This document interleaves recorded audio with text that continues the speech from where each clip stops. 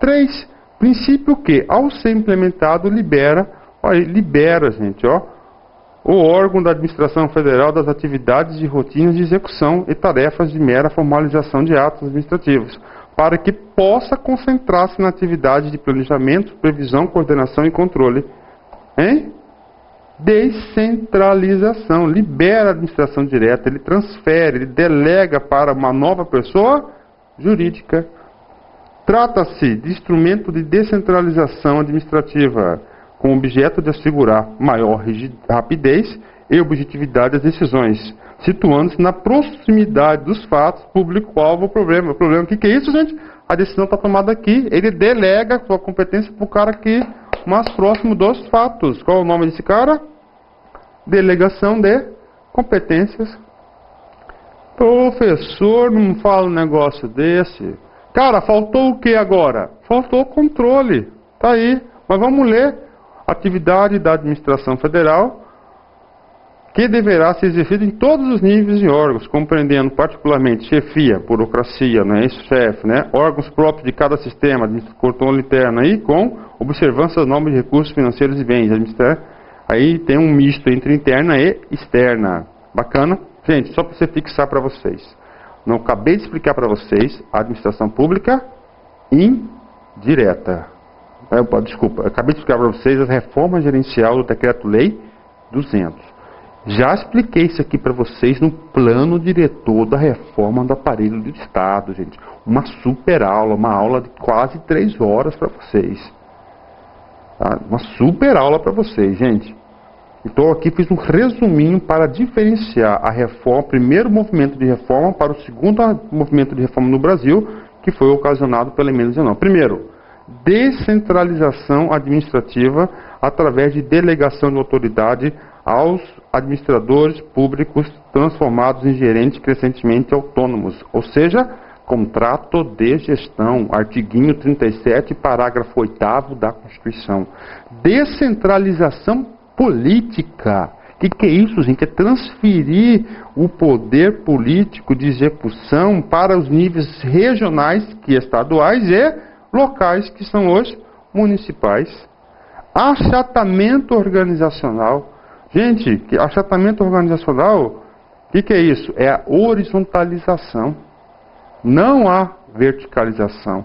Nesse ponto aqui, gente, tem muita semelhança com o Decreto-Lei 200 de 67, viu, gente? De novo, muita semelhança no que princípio? Delegação de competência. Não é isso? Diminui os níveis. Desconcentração organizacional também tem a ver com a delegação, né, gente? O que é desconcentração? No próprio órgão não cria novas formas de pessoa jurídica. Na descentralização administrativa, ele pode criar algumas pessoas jurídicas. Por exemplo, gente, agências reguladoras, OS e assim por diante. Ok?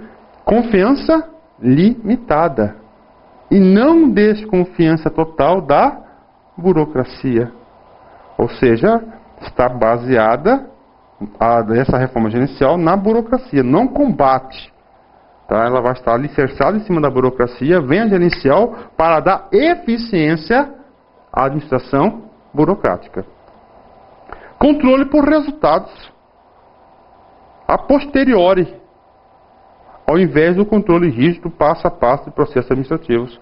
Foco na onde? No povo, na sociedade, no cidadão. Não, inverso. Aqui são coisas, características próprias do que, gente? Do sistema gerencial. Profissionalização da alta burocracia. Gente, alta burocracia. O que eu falei para vocês aí? Que o Bresser Pereira falou que o Decreto-Lei 200 não criou uma alta burocracia, ou seja, técnico de altíssimo nível para atuar aonde? No núcleo estratégico do Estado para dar sustentabilidade, continuidade e para cumprir a sua efetividade, que é satisfazer as necessidades da sociedade. E claro, esse novo Estado gerencial preconizado tem o quê? Um controle social, a accountability. Chama, além do controle social, ele chama a sociedade para ser parte do Estado. Né? Pronto, terminamos aí. Fiz o Decreto-Lei 200 para vocês. Não foi uma aula superficial, a gente pode ter certeza, foi uma aula com bastante detalhes. Agora vamos falar do Programa Nacional de Desburocratização. Gente, esse cara aqui, quando eu explico, eu fico com dor no coração, cara. Você já ouviu aquela história do cara certo no lugar errado? De novo, você já ouviu aquela história do cara certo no lugar errado? Aqui.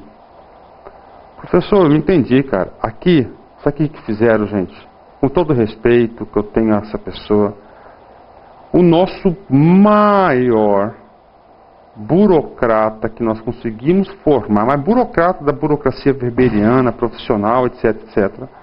O maior burocrata que nós conseguimos formar, o nosso grande Hélio Beltrão, para ser o ministro da desburocratização. De novo, o maior burocrata que nós criamos para ser o ministro da desburocratização. O que você acha, gente, que vai acontecer? Não vai dar certo. Queimou o cara, queimou o cara. Para se redimir dessa injustiça com esse cara, criaram-se o prêmio Hélio Beltrão da administração pública. Na minha opinião, é o prêmio que tem maior símbolo de mérito do administrador público. O professor Luiz Antônio já participou desse projeto, desse prêmio. Em duas ocasiões. No primeiro projeto, meu projeto não foi selecionado. Na segunda ocasião, o projeto foi selecionado, mas nós não fomos premiados. Mas a nossa hora vai chegar. Tá certo? Estou desenvolvendo um projeto agora, onde eu estou nas atividades, e esse projeto vai ser objeto para concorrer ao prêmio do professor Hélio Beltrão. Se Deus quiser. Gente, vamos lá. Primeiro, eu gosto de falar a linguagem popular, né? Quanto mais você complica na linguagem, mais o aluno se dificulta a entender. Cara, aqui, o que acontece? Vamos ver se tem um slide em branco aqui. Não tem. Gente, o que acontece aqui, cara? O governo militar chegou em 67, dividiu a administração direta e indireta.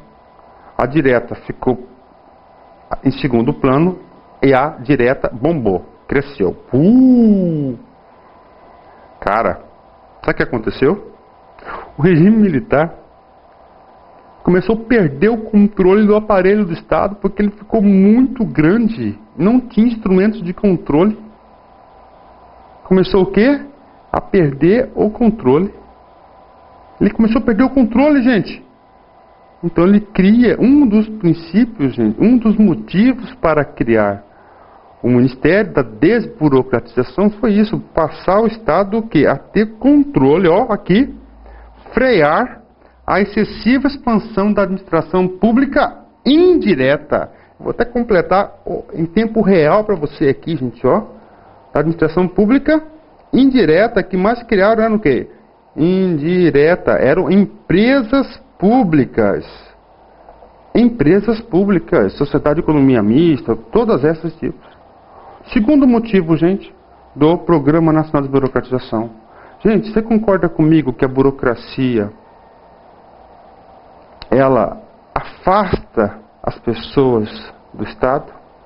Você vai em qualquer secretaria de Estado para solicitar um serviço público, cara. O cara te pede 20 documentos.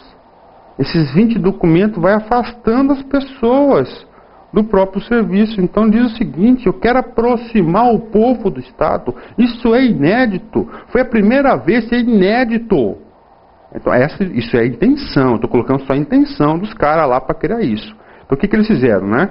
Eles criaram o Programa Nacional de Desburocratização, que logo depois esse cara aqui ganhou corpo, criaram um ministério chamado Ministério da Desburocratização.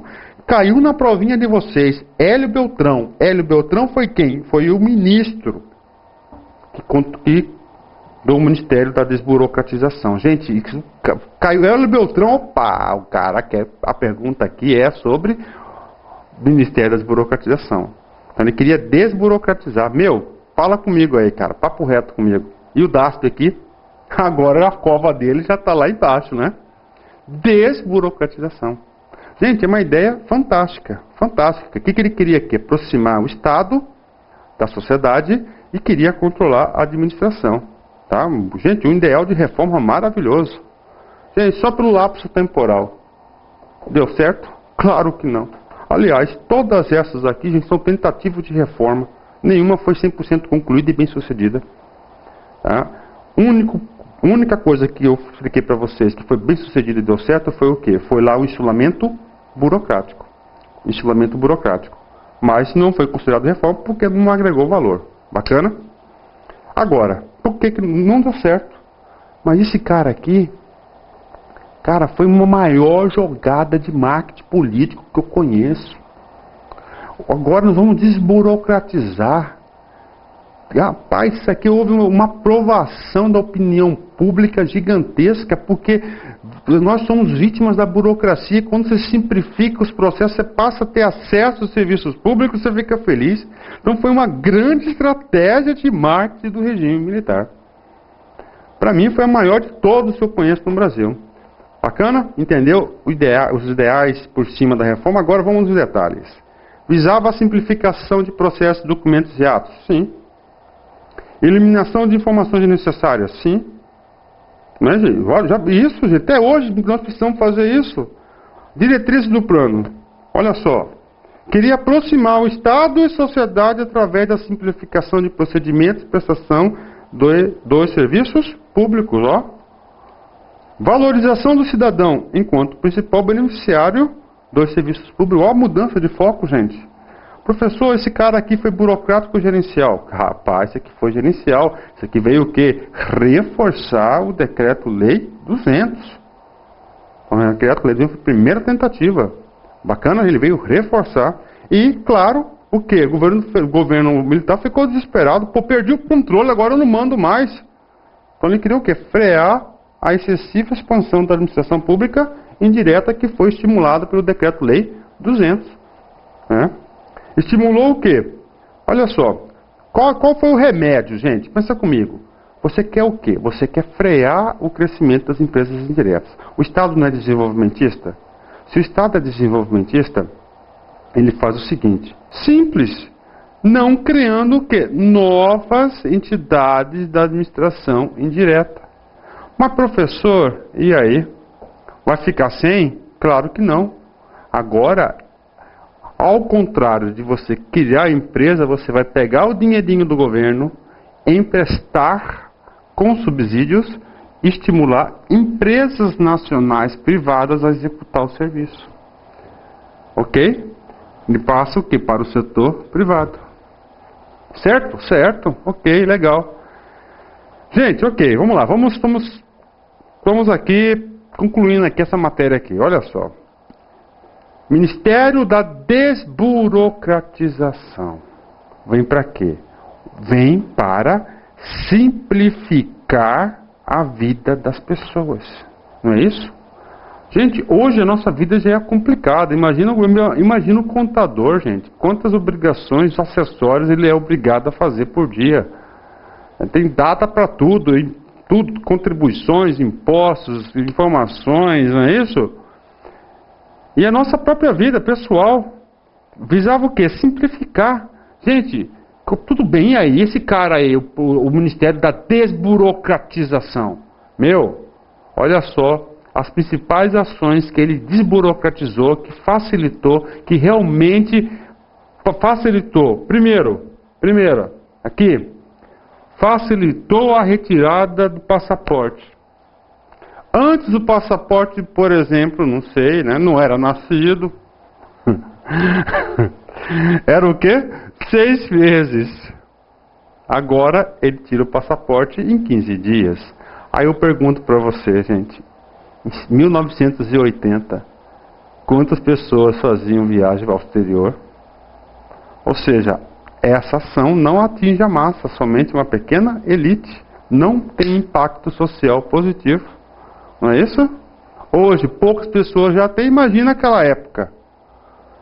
Agilizou a compra e aquisição de produtos importados, E aí? Também não há impacto na sociedade, somente para aquela elite.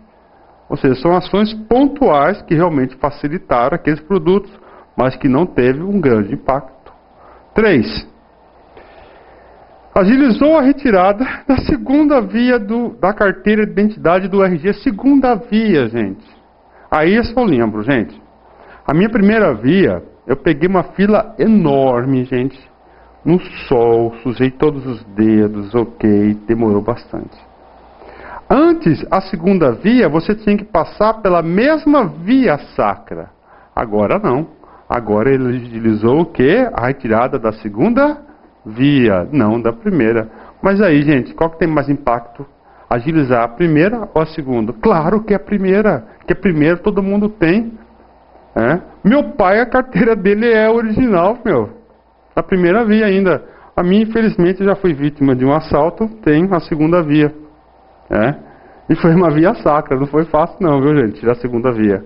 Bacana? 10. Tem impacto social? Não, ou seja, uma grande jogada de marketing. Gente, o povo quer ouvir isso. Ó, sua vida vai ficar simples agora. Você vai ter acesso aos serviços públicos. É isso que a sociedade deseja. Tá? Foram raros movimentos de modernização do regime militar direcionados para a administração direta. Ou seja, gente, para você controlar o monstro da administração indireta, você tem que fortalecer o quê? O seu núcleo de comando, o seu núcleo estratégico. Mas, como acabou em 2000, veio o processo de democratização, tal, não deu certo. Bacana, legal, ótimo. Ok. Principais diretrizes, então: desburocratizar a administração indireta. Desestatização, papel suplementar do Estado no campo da iniciativa privada. Sobre o item 2 eu quero dar uma dica para vocês. Já expliquei na aula lá do plano diretor. O que significa esse sujeito aqui, ó? Desestatização. Esse sujeito aqui significa a mesma coisa que escrever, ó, privatização. Professor, significa dizer então que a primeira privatização ocorrida no Brasil foi no regime militar? Que eu tenho conhecimento cai na prova. Fernando Collor de Mello foi o primeiro presidente a privatizar uma estatal. Falsa. O primeiro movimento de desestatização foi de onde? Do regime militar. Professor, e aí? Conta pra mim. Cara, privatizou mesmo? Privatizou, mas empresas pequenas, que tem pouco impacto.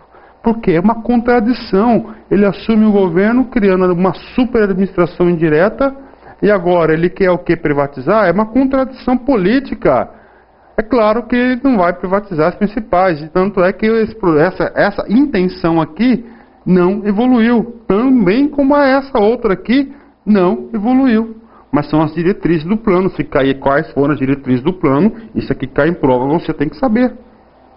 Tá? E a terceira diretriz, ó, maior controle das empresas estatais. Gente, tem a indireta, não tem a indireta? Quem controla a indireta? A direta. Então, que é o raro movimento de modernização da direta, do núcleo. Ele começou a perceber que sem um núcleo estratégico preparado, você não consegue o quê?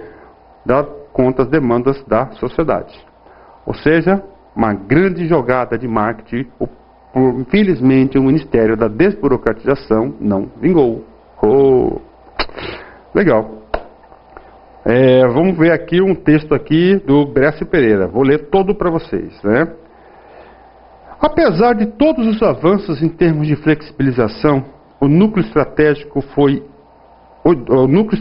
do Estado foi, na verdade, enfraquecido indevidamente através da estratégia oportunista ou ad hoc do regime militar, de contratar os escalões superiores da administração através das empresas estatais. Desta maneira, a reforma administrativa prevista pelo Decreto-Lei 200 ficou prejudicada, especialmente pelo seu pragmatismo.